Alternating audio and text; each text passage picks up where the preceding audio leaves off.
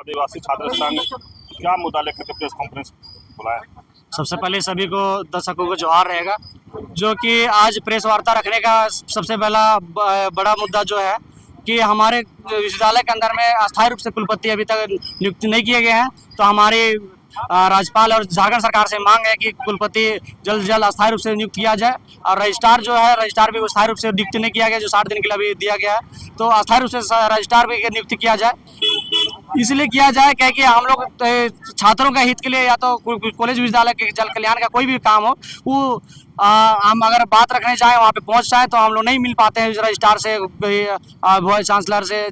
तो इसलिए हम लोग चाहते हैं कि जल्द से जल्द वहाँ पे मिल यदि परमानेंट वाइस चांसलर हो, ताकि हम लोग कुछ छात्रों का हित के लिए या तो कॉलेज विश्वविद्यालय का कोई भी मुद्दा हो, उसमें डायरेक्ट हम लोग जाके बात कर सकते हैं, मिल सकते हैं, छात्रों का कल्याण और कॉलेज विश्वविद्यालय का कल्याण में काम हो सके।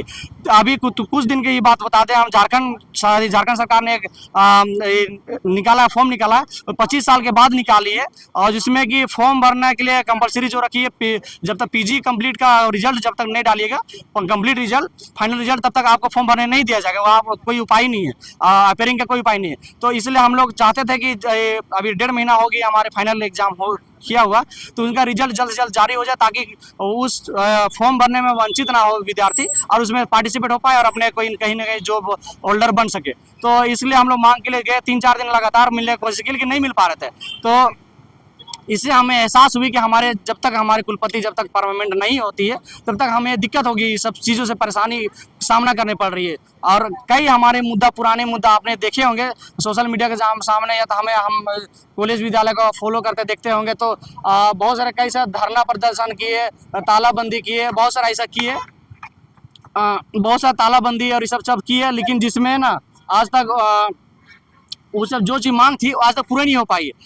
तालाबंदी किए, धरना प्रदर्शन किए, पुतला दहन किए, कई तरह का मांग थी हमारे विश्वविद्यालय के जन कल्याण का लेके, स्टूडेंट का या तो जन विश्वविद्यालय का कल्याण को लेके, लेकिन अभी तक पूरी नहीं हुई है। वो आश्वासन पे आश्वासन रहेगी, कागज ही पे रहेगी। तो हम लोग चाहते हैं उस काम को, जितने भी रुकी हुई काम जल्द से जल्द चालू हो जाए, काम पूरा हो जाए। इसलिए हम लोग कुलपति अगर इसमें ध्यान दे तो जल्द से जल्द काम पूरा हो सकता है, काम स्टार्ट हो सकता है। लेकर कहीं सरकार में भी आप लोग दिए आवेदन, या फिर यहीं आप लोग धरना प्रदर्शन? ये राज्यपाल से हमने दिए थे, लेकिन अभी तक वहाँ से रिकॉल नहीं आया है कि आपको मिलने के लिए दिया हुआ है, अभी तक नहीं आया। लेकिन आज फिर से हम सोच रहे हैं कि नहीं आई तो फिर से आज दे दे मिलने के लिए राज्यपाल से। और इस विद्यालय के जो रवैया और जो स्थिति है, उसको लेकर रूबरू कराना चाहते हैं राज्यपाल महोदय से हम। रवैया और स्थिति विद्यालय क्या है?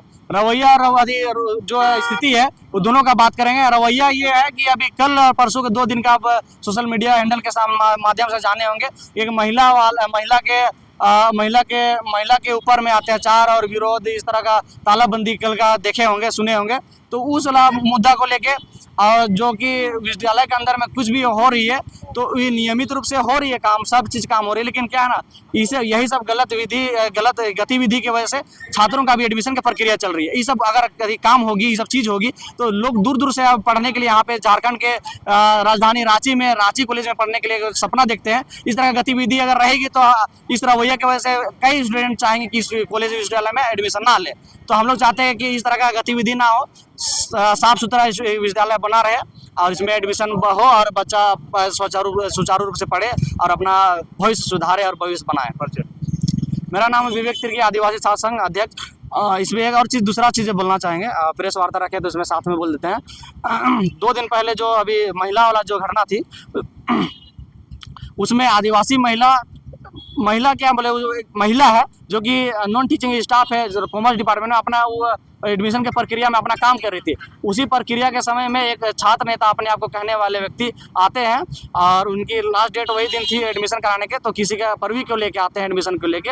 और जो नॉन टीचिंग स्टाफ है, उनकी काम की जो समय है सुबह में 9:30 बजे से लेकर 1:30 बजे तक, लेकिन वो समय 4 बजे तक अपना ड्यूटी का समय देती है, काम करती है। उसके बाद में नाश्ता के लिए बैठती है। वही नाश्ता के समय में कोई यदि अपने आप को जो ये कहने वाले छात्र नेता कहने वाले व्यक्ति आते हैं और बताते हैं कि हम छात्र नेता से हमारे कभी वेरिफिकेशन जल्द से जल्द किया जाए।